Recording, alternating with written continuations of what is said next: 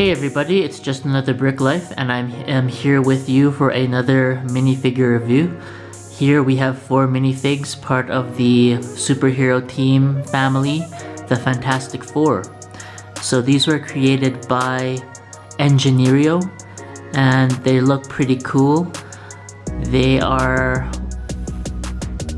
They are UV printed. And yeah, I'm gonna go through each one of them individually from what I think is the best to what I think is the worst. So let's get into it. First up, the one I think that looks best is the Thing. So this guy used to be one of my favorite characters, even though I've never read the comics at all, just because he's orange and looked pretty cool.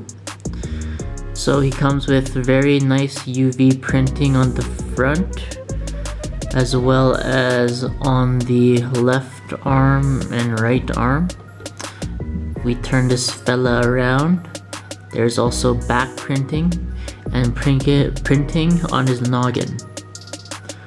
So I think that he, in comparison to the others, looks the best.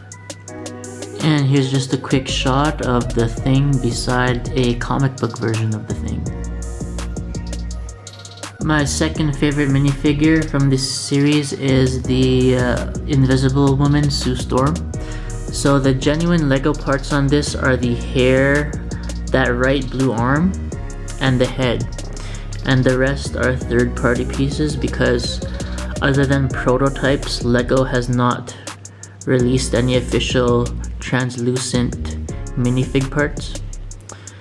If you pop off the hair, you'll see that this minifigure has a second head in which she looks a bit concerned.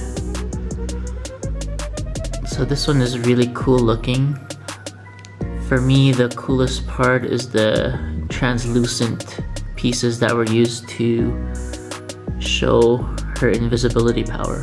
Here's a quick comparison between Invisible Woman and a comic picture. So my one minor critique about this minifigure, as well as the Mr. Fantastic one, which I'll show later, is that their eyes look a bit too huge. So if you compare the Sue Storm with the genuine Lego Supergirl minifigure, you'll notice that the Sue Storm kind of has huge relative to the other one eyes. So I'll be looking to modify this or change it in the future. The third best minifigure is the Mr. Fantastic Reed Richards minifigure. So the cool thing about this guy is that he has this extra long arm here and these long legs. So the arm was painted as well as the legs. And the legs, the paint job isn't the best. If you can see that, is the line between the blue and black's not that crisp, and if you see in the light, you can see how there's some kind of like a texture and that it wasn't painted that great. But because these legs don't even exist, I think it was a fine way to capture how this character can elongate his limbs and other body parts. So back printing on the back, front printing on the front, and the painting on the legs and this arm.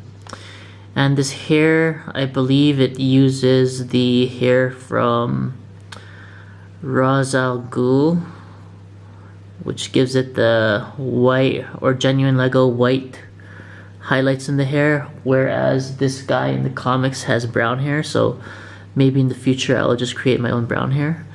And the hair is kind of hard to take off on this one for some reason. I'm not sure if this has like a second head or not, but yeah, this is Mr. Fantastic and he is pretty cool. And here is a quick comparison between Mr. Fantastic and his comic book version.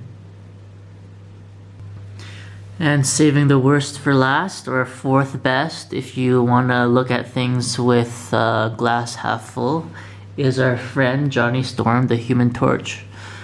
So the weakest part about this is obviously the head. Like if you just take that off, it's just like a regular guy head. He has two faces. One looks like he's angry, and the other one possibly in deep concentration. I guess that's beneficial if you just want to transform this guy into like a regular human, because he can switch between fire and being a regular dude. And yeah, it's nice that he has the number 4 symbol on his chest, so that he, I guess, kind of goes with the set in a better way. The yellow highlights, I would have preferred if they're like orangey or something, so that he looks more red. But yeah, it's still pretty cool. He has the front printing on the front torso and the legs, printing on the arms, and on the back of his torso.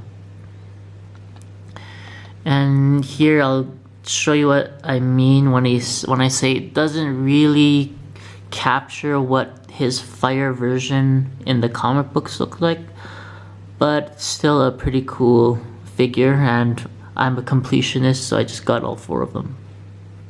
So that concludes my review of these Fantastic Four Lego minifigures, custom made, and I think that is a super cool set. I'm not sure if Lego will actually come up with these themselves, but I'm really happy with these ones. And as always, our friend Raiden. Raiden, what do you think of the Fantastic Four? Thumbs up or thumbs down?